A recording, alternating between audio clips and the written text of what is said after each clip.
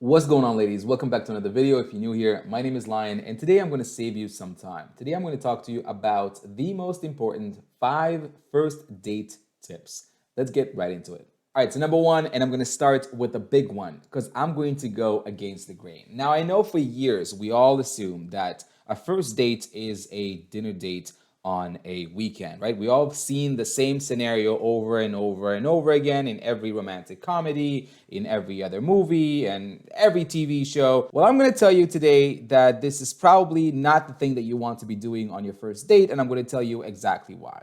You see, first dates should be simple, short, and sweet. We're talking about something like a coffee date, like a simple walk in the park, maybe ice cream, maybe you can both take your dogs out for a walk that day. Maybe it's something as simple as, a taco truck if you guys are hungry. As much as possible, I would like to keep the first date on a weekday and not on a weekend. And I would also like to keep these dates as much as possible earlier during the day. The first date should last maybe between 30 and 45 minutes, and at the worst case scenario, an hour tops. Ladies, I know what you're thinking. Isn't that low effort?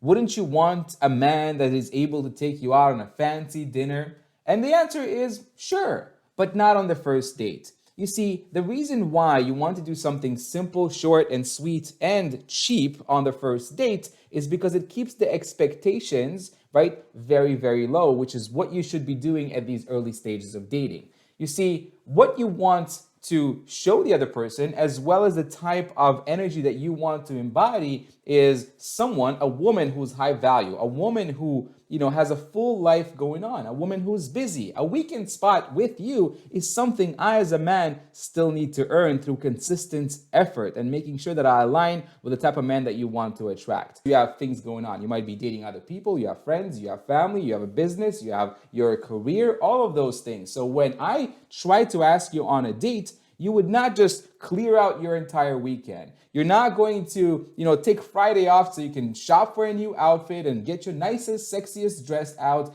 just so we can spend the entire Saturday evening getting to know one another. You're not there because you're hoping and waiting for someone to either entertain you, let alone feed you. You want to make sure that if you don't click, if you don't really align with him, if you don't really want to see him again, you're not stuck there sitting throughout an entire 2-hour, 3-hour, 4-hour, 7-course dinner date. You're in and out. You have coffee, and if you had a good time, great, and you'll see them again. You're leaving them wanting more, but if you did not like it, you can just leave after 25 minutes, 30 minutes, or 40 minutes at the very most. Number 2, and this one kind of aligns with the first one. The reason why we're keeping the first date short is because we want to also avoid the interview type or interrogation style questioning. A first date should always be around just trying to see whether or not you just enjoy each other's companies, whether or not you can laugh at each other's jokes, whether or not you can carry on a conversation about the most basic surface level things, whether or not you could even be friends. This is not an opportunity to go in and try to qualify them. So leave your agenda at home. This is not an opportunity to check off all your boxes. There's going to be a time and place for everything, and getting to know someone is a process that you should not rush. Number 3, make your own way there and back. I know it's considered very manly and masculine to, pick a woman up on the first date and drop her back home. And I agree with that strategy. I just don't agree when it's done on the first date. Ladies, I want to say this, and I'm sure you've heard this before, but safety first. At the end of the day, I don't care how long you've been texting him up until this point. I don't care if you've even done a phone call or maybe even a video chat. This is a stranger to you at this very moment. You do not know him. So I do want you to take the precautions. Now, this naturally brings me to my 4th point, where I would tell you, avoid any levels of physical intimacy on the first date. Ladies, again, there is a time and place for everything. And the reason why you should not engage in any levels of physical intimacy, and when I say physical intimacy, I don't just mean don't sleep with him on the first date. I also mean other types of physical intimacy. And I'll tell you why I put them all into one bracket. Whether that's kissing, holding hands, heavy petting, or hugging, or actually sleeping with him, all of that goes into the same bracket. The reason why is because your brain does not know the difference between those things. Your brain is going to start releasing certain bonding hormones like oxytocin and other hormones that are going to make it very difficult for you to continue seeing him analytically, to continue assessing compatibility, you're going to start getting attached. You see, the reason why it feels so good to kiss each other, the reason why it feels so good to hold hands, the reason why it feels so good to, caress each other's bodies or whatever that is, right, is because it releases these hormones in your brain. And again, these hormones are the exact same hormones that you're going to release during the act of sleeping with them. So it really makes no difference, choosing one over the other. Take your time. Again, there is a time and place for everything. So avoid any levels of physical intimacy that will tie you up and make you emotionally attached to a person that you don't even know yet. Take the time to get to know them before you decide to engage in these physical intimacies. Because in the off case that you might not connect with them or might realize that they don't really align with the type of person or relationship that you would like to attract into your life, you can still walk away from the situation with a certain level of ease. Something that's going to be a lot more difficult for you to do if you are already engaging in certain levels of physical intimacy and at that point are probably developing a strong level of emotional attachment. All right, number 5, and I'm going to end with another controversial topic. But ladies, on the first date, always, yes, always offer to pay for your half. Here's how it should work. All right, so if you go for a coffee, as I recommended in one of my earlier points, when the bill comes in, resist the urge to just sit there pretty and wait for him to do the rest.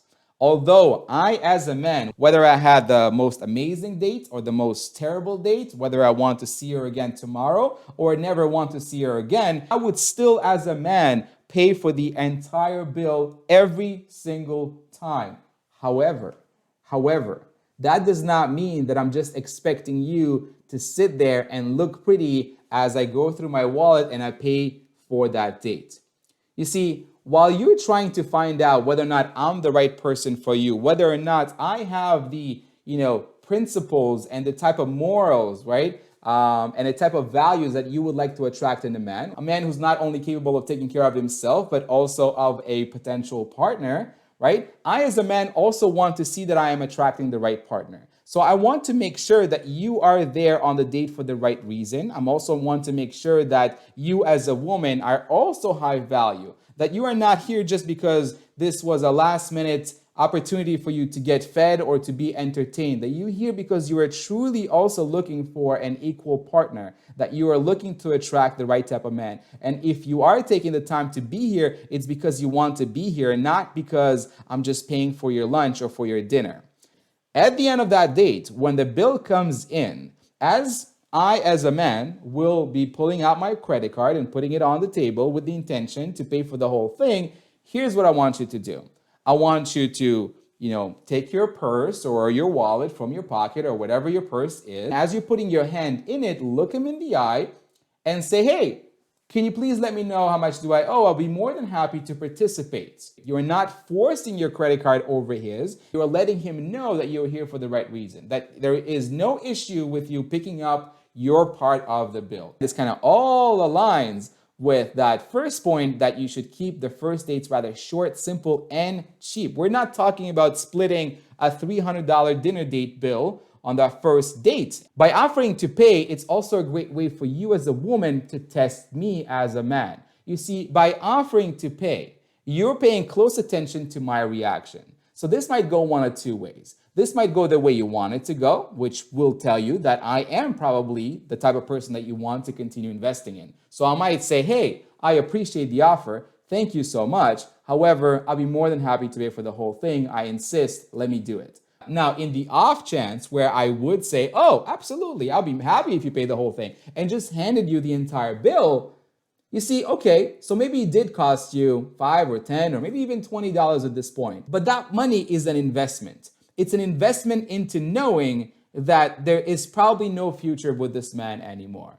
If he doesn't align with you on the type of morals and beliefs and the type of man that you want to attract into your life, that's a very low price to pay in order to find that out. You see, just at the end of that first date and just by paying $10 maybe for your part of that coffee or whatever, you just find out that you don't need to continue wasting any more of your time with him.